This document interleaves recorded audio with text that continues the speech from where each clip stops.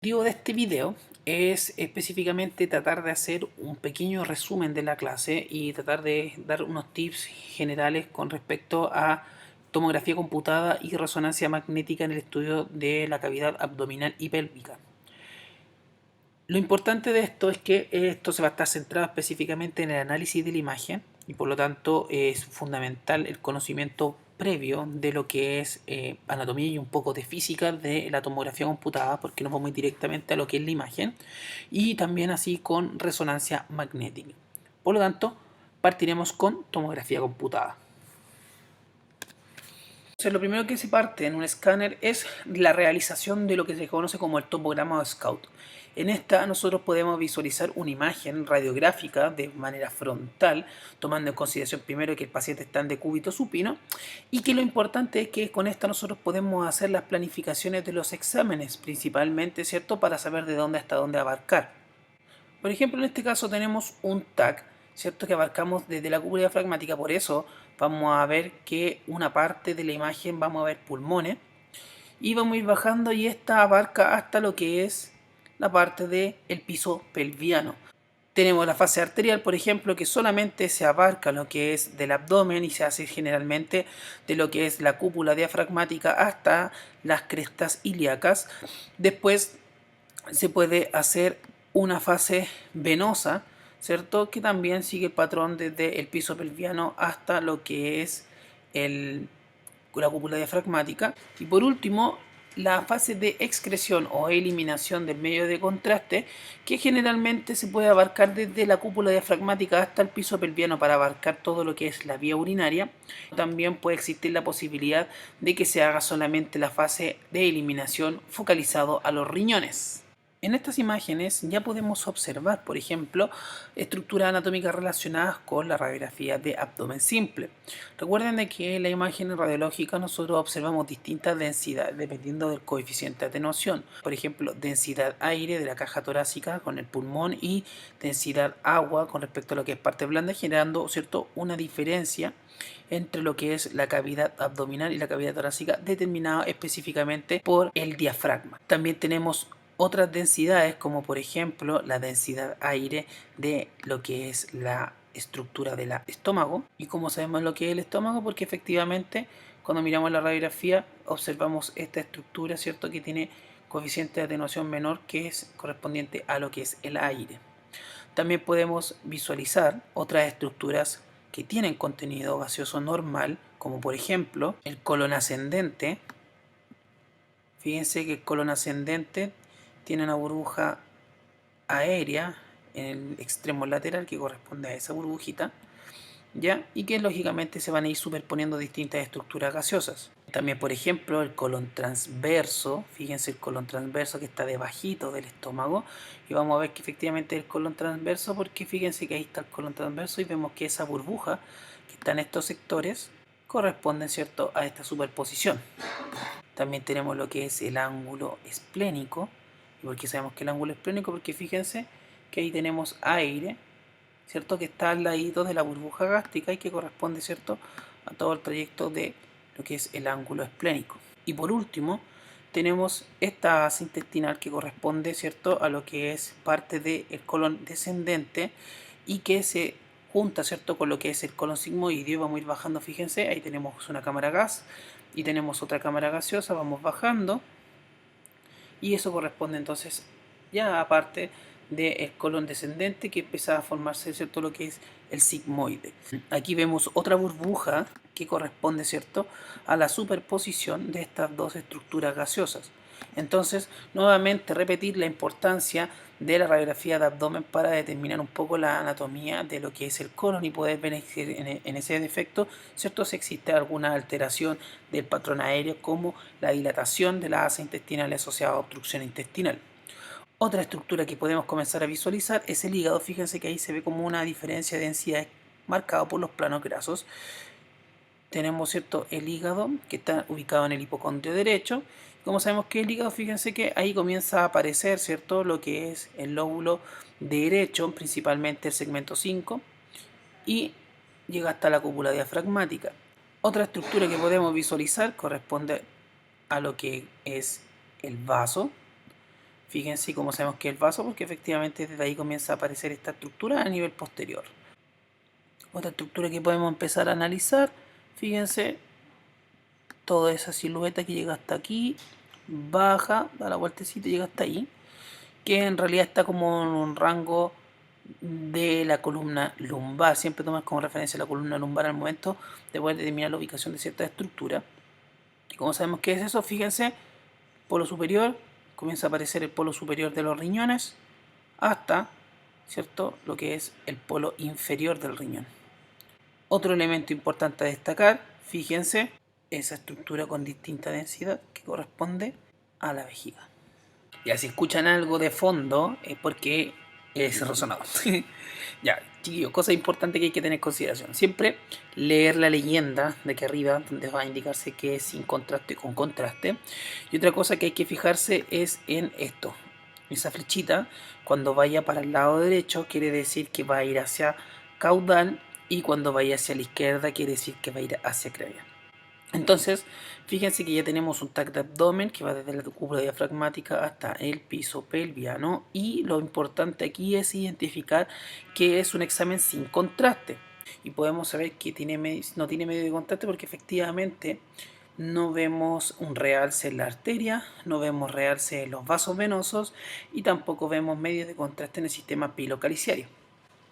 En esta parte lo que vamos a centrarnos específicamente en el estudio de densidades. En el caso de las imágenes por tomografía computada, recuerden de que están en función de las unidades Hounsfield y que la referencia central es el agua, o sea, el valor 0 de unidades Hounsfield corresponde a agua. De ahí todo lo que sea estructuras con mayor coeficiente de atenuación que el agua van a tener un mayor unidades Hounsfield, y los que tengan menor coeficiente de atenuación que el agua van a tener menores unidades Hounsfield. Por ejemplo, tenemos aquí grasa perirrenal que tiene unas unidades Hounsfield aproximadamente de menos 111.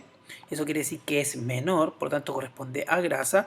Y tenemos otra unidad que, por ejemplo, es de 27. Esto no es agua propiamente tal, sino que es tejido de parte blanda o de algún órgano, y que generalmente están dentro del rango de los 20 y 60 unidades Hounsfield, y que pueden ir variando dependiendo de la estructura. Por ejemplo, aquí tenemos otra densidad, que es la densidad del hígado, que está aproximadamente alrededor de los 40, y también tenemos la densidad de lo que es el vaso, que tiene una muy parecida o cercana densidades. Tenemos otra estructura, como por ejemplo el páncreas, que tiene una densidad también. Entonces, si se dan cuenta, todos los que son órganos tienen están dentro de un rango muy similar, que es el rango de los órganos abdominales. Fíjense que aquí tenemos otra densidad que se ve negra, por lo tanto debe tener una densidad o unidades Hounsfield muy bajas, y fíjense que está cercano al menos 1000, que nos hace pensar automáticamente que es gas o aire. Fíjense, aquí tenemos por ejemplo la vesícula, donde podemos ver la grasa y vemos una alteración de la densidad de la grasa, y que si nosotros la midiéramos, fíjense que va a estar cerca del valor cercano, ¿cierto?, entre la grasa y el agua, y es porque efectivamente en ese sector nosotros tenemos grasa y edema perilesional. Aquí por ejemplo tenemos otra estructura, tenemos nuevamente la vesícula, y podemos ver el contenido interno, que corresponde principalmente a bilis, y el bilis está compuesto principalmente de agua, por lo tanto está muy cercana al valor del agua. Y vemos otra estructura un poquito más densa, que puede corresponder a barro o a una litiasis no calcificada, y fíjense que tiene mayor densidad, más cercana a lo que puede corresponder al tejido parenquimatoso. Otro elemento importante es saber que efectivamente en la tomografía computada de abdomen y pelvis se usa medio de contraste, y que es fundamental al momento de analizar una patología saber diferenciar entre las distintas fases de este medio de contraste. El medio de contraste se inyecta por vía endovenosa, por lo tanto tiene un tiempo de llegada a las distintas estructuras. Por ejemplo, el tiempo de llegada aproximada a la arteria son de 25 a 30 segundos, o que el parénquima ya realce con contraste en la fase venosa, que aproximadamente 60 a 70 segundos. Luego de eso el medio de contraste es eliminado por vía renal aproximadamente a los 3 minutos. En estas etapas, ¿cierto?, que nosotros definimos como delay, ¿cierto?, se van a representar imágenes lógicas de manera distinta. Por ejemplo, en la fase arterial, donde va a existir un realce principalmente de lo que es la arteria. La vena, donde existe ya una distribución homogénea del medio de contraste tanto en el parénquima como a nivel de las arterias. Y por último, la fase de eliminación, donde el medio de contraste ya lo vamos a tener, ¿cierto?, en lo que es el sistema pilocaricial. Ahora tenemos las 4 fases sin contraste: arterial, venoso y eliminación, y vamos a ir notando las diferencias. La principal diferencia, por ejemplo, en el caso del arterial, es que la concentración de medio de contraste se centra específicamente en la arteria.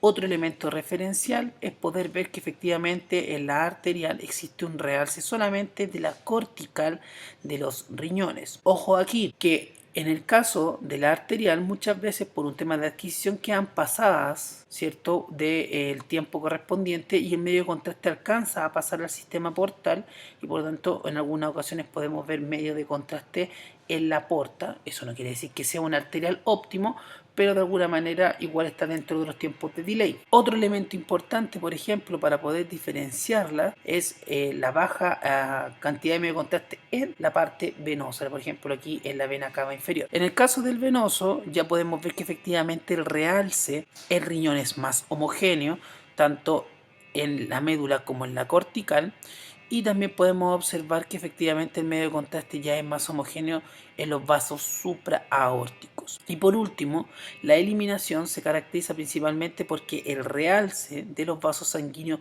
se homogeniza con el del parénquima, y el medio de contraste se ve con mayor densidad a nivel del sistema urinario, que se ve como, ¿cierto?, un aumento de densidad, en este caso en los ureteres proximales. También tenemos otras referencias para poder generar una diferenciación entre la fase arterial y las demás fases. Por ejemplo, podemos ver que efectivamente en la fase arterial no existe realce de las venas suprahepáticas, y por otro lado vemos el efecto del llenado del vaso, que se ve como un tipo de llenado parchado. Bueno, entonces con respecto a lo que es resonancia magnética, nos centraremos únicamente en tips para poder diferenciar las distintas potenciaciones que se utilizan principalmente en abdomen, y que eso nos va a permitir entonces hacer una diferenciación entre ellas y poder identificarla de manera más fácil. Básicamente en abdomen se utilizan dos potenciaciones, que es T2 y T1. Recuerden que el T2 tiene la funcionalidad de determinar, ¿cierto?, cuánto es el desfase de los protones con respecto al tiempo, y el T1 demuestra cuánto es el tiempo que se demora un protón en entregar la energía al medio. Por tanto, de esa manera vamos a tener diferencias.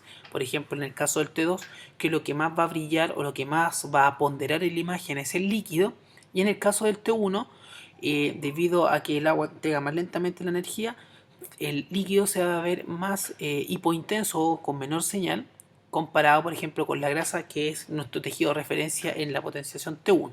Como habíamos dicho, básicamente en T1 de abdomen nosotros utilizamos dos grandes secuencias. Uno que se llama la secuencia dentro y fuera de fase, que dentro de la clasificación media compleja de las secuencias rápidas en resonancia magnética se clasifican dentro de las que se conocen como las secuencias spoiler, y que lo que importa conocer de esto es que mediante un fenómeno físico que se llama el desplazamiento químico, nosotros podemos lograr dos imágenes, ¿cierto?, dentro de la misma secuencia, y diferenciarlas simplemente por el tema del artefacto de desplazamiento químico. La otra secuencia, que es la secuencia Wave, que es exclusivamente para el uso de medio contraste en abdomen, tiene la finalidad principalmente de poder entregar el dinamismo del medio de contraste, ya que son secuencias rápidas y que aparte son de adquisición volumétrica, por lo tanto aportan información de cómo va a ir, ¿cierto?, las fases del medio de contraste. Importante entonces recordar de que efectivamente en el T1 lo que más brilla es la grasa, comparado por ejemplo con el agua, que tiene una menor intensidad. No quiere decir que sea negra el agua, pero sí que tiene una menor intensidad comparada con la grasa. La primera imagen que vamos a mirar entonces es esta secuencia gradiente, que la podemos encontrar como flash o spoiler gradiente en internet, o también como conocida como la secuencia sin coherente. y que potencian en T1, donde lo que nos llama la atención es que los líquidos se ven hipointensos, que hay un tips que nos permite diferenciarlos, que justo en la interfase donde exista agua y grasa, en este caso por ejemplo la grasa peritoneal que rodea el vaso o la grasa perirrenal que rodea el riñón, para la redundancia, en esos espacios se ve un margen que es de color negro, como un borde de tinta china, o como si estuviera demarcado en plumón cuando nosotros nos equivocamos cuando chicos, cuando pintábamos y para tapar el condoro dibujábamos alrededor. Eso es. Y ese fenómeno se conoce como el desplazamiento químico y es fundamental esta secuencia porque se utiliza principalmente para ver infiltración grasa, en el caso de la estatosis hepática o en algunos tumores, por ejemplo los angiomiolipomas, o también se utilizan en los tumores suprarrenales para diferenciarlos de las adenomas con respecto a las metástasis. Su contraparte, que es el dentro de fase, que simplemente es un T1 flash rápido, donde se potencia efectivamente el líquido hipointenso, y que en esta parte la única diferencia con el anterior es que no hay borde de tinta china. Esa es la única diferencia. La otra secuencia potenciante 1 que se utiliza exclusivamente para el uso del medio de contraste es la que se conoce como las secuencias Vibe. Lógicamente Vibe es de un nombre específico de una marca de resonadores. Las podemos encontrar como las secuencias de volumen interpolado, y que lo más importante es que efectivamente sigue teniendo la potenciación T1, donde el líquido se ve hipointenso debido al fenómeno del movimiento de los vasos sanguíneos, ¿cierto? Estos vasos se ven sin señal. Aquí lo más importante de destacar es que esta secuencia tiene saturación de la grasa, por lo tanto los músculos y los órganos que tengan contenido acuoso van a tener ahora una hiperintensidad. Eso no quiere decir que el líquido de las estructuras parenquimatosas sean brillantes, sino que simplemente es un fenómeno visual. ¿Para qué sirve esto? Sirve específicamente porque el medio de contraste tiene como elemento referencial, ¿cierto?, aumentar el desfase de los protones y también la recuperación del vector longitudinal, o sea, en este caso de lo que es la entrega energética de los protones.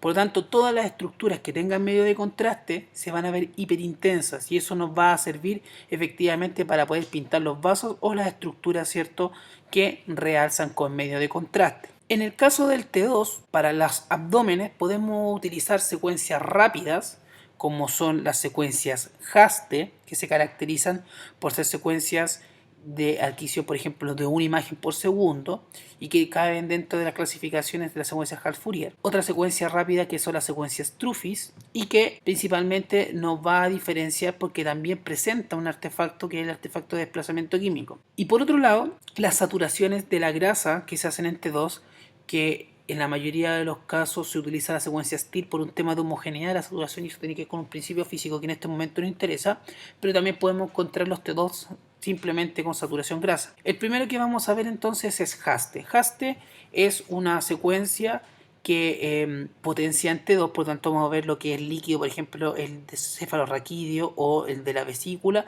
hiperintenso, lógicamente, porque es un T2.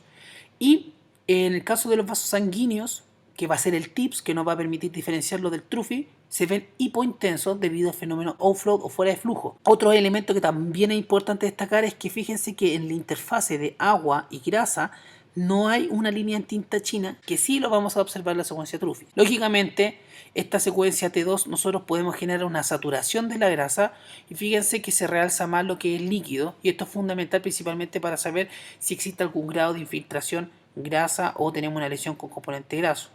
Estas secuencias también nosotros las podemos utilizar para poder valorar, por ejemplo, en cortes finos lo que es el colédoco, y forma parte de lo que es la colangioresonancia. Después tenemos unas secuencias que son HASTE también, pero son secuencias HASTE especiales, ya que poseen un TE muy largo, por lo tanto todos los protones se desfasan y solamente va a quedar los elementos que tengan componente acuoso. Lógicamente a esto también se le agrega un FATSAT, lo que va a quedar, ¿cierto?, solamente demostrado los elementos líquidos, por ejemplo, la vía biliar, estómago, duodeno, riñones, uréter, canal medular, etcétera, etcétera, etcétera. Esta secuencia es base para los estudios de colangioresonancia. También podemos encontrar en la literatura, por ejemplo, la presencia de las secuencias turboespineco, que son un poquito distintas a las secuencias HASTE, pero también potencian en T2, por lo tanto es importante tenerlo eso en consideración. Y por último, las secuencias Truffis. Las secuencias Truffis tienen como por objetivo entonces mediante la aplicación de unas gradientes magnéticas especiales, poder generar un refase de los protones que están en movimiento. O sea, esto es una secuencia o una potenciación T2. Fíjense, los líquidos se ven hiperintensos, este es el estómago, esta es la vesícula, pero además los vasos sanguíneos se ven hiperintensos. Esto quiere decir de que esta secuencia nos va a permitir hacer estudios, por ejemplo, en la base para los estudios cardíacos, pero también nos va a ser útil para hacer estudios de tránsito intestinal, o en su defecto también va a ser fundamental para el estudio de la defecografía. Otro tips que nos va a permitir diferenciarlo del haste normal o del T2 es que presenta el borde de tinta china, que está causada por el desplazamiento químico. En el caso de los estudios pelvianos no es tan complicado, porque efectivamente la secuencia que prepondera ante todo es la potenciación T2, debido a que entrega mayor resolución de los órganos reproductores y también una alta diferencia entre lo que es el recto con las estructuras adyacentes. Por lo tanto, es nuestra secuencia base, que la vamos a utilizar para todos los estudios. También podemos encontrar la secuencia Truffis, que como habíamos dicho inicialmente o anteriormente a esto, se utilizan, por ejemplo, para encontrar el movimiento del agua. Por lo tanto, lo vamos a utilizar en el caso de la pelvis para el estudio de la defecografía, o sea, estudio de peso pelviano, y poder evaluar efectivamente si existen patologías asociadas a ese peso pelviano, como la cistocele o la rectocele. Siempre se van a agregar secuencias con saturación grasa, por ejemplo, STID o T2-FATSAT, y por último las secuencias HAST. En el caso de la pelvis, HAST se utiliza principalmente como elemento referencial porque tiene baja resolución espacial, y la característica es que es un T2 pero más feito. El T2 por lo tanto es importante, ya que nos permite, ¿cierto?, diferenciar las composiciones internas de los órganos reproductores. En el caso de la mujer, diferenciar lo que es el endometrio, que está en el centro, que se ve hiperintenso, pues está compuesto principalmente por mucosa, líquido, y los miometrios que tienen capas musculares, ¿cierto?, bastante marcadas. Por ejemplo, esta hipointensidad que refleja el músculo, pero en la capa interna, esta capa externa del miometrio, que corresponde, ¿cierto?, a la presencia también de unas glándulas, ¿cierto?, lo que le da la presencia de una hiperintensidad, y el ectometrio, que es la capa más externa y que le da esa hipointensidad que bordea a lo que es el útero. En el caso de los hombres, ¿cierto?, la próstata también es un elemento fundamental. De hecho, para la clasificación de los tumores prostáticos, la clasificación de PIRAT, uno de los elementos centrales es la potenciación T2 de alta resolución, y que nos permite, por ejemplo, diferenciar las estructuras centrales, periféricas y la cápsula. Y por último, como había indicado, la utilización de la secuencia Truffis para valorar el piso pelviano. En este caso, lo que se hace es introducir gel por vía rectal, ¿cierto?, y después al paciente se le pide que haga la deposición correspondiente, y de eso podemos evaluar el tránsito del recto hacia el exterior. En el caso del T1 también podemos utilizar las secuencias turboespineco. Generalmente se ve hipointenso los líquidos, por lo tanto nuestra referencia aquí siempre va a ser la vejiga, ¿ya? Podemos también utilizar dentro y fuera de fase. Recuerden de que el dentro y fuera de fase se van a diferenciar simplemente por el borde de tinta china. Cuando tiene borde de tinta china, fuera de fase, y cuando no tiene borde de tinta china, en fase. Y también aquí se utilizan secuencias con saturación grasa, principalmente VIBE. En el caso, por ejemplo, de la realidad de nuestro servicio, se utiliza en VIBE volumétrico para poder hacer reconstrucciones multiplanares, ¿cierto?, de alta resolución. Espero que les sirva la ayudita, así que a estudiar.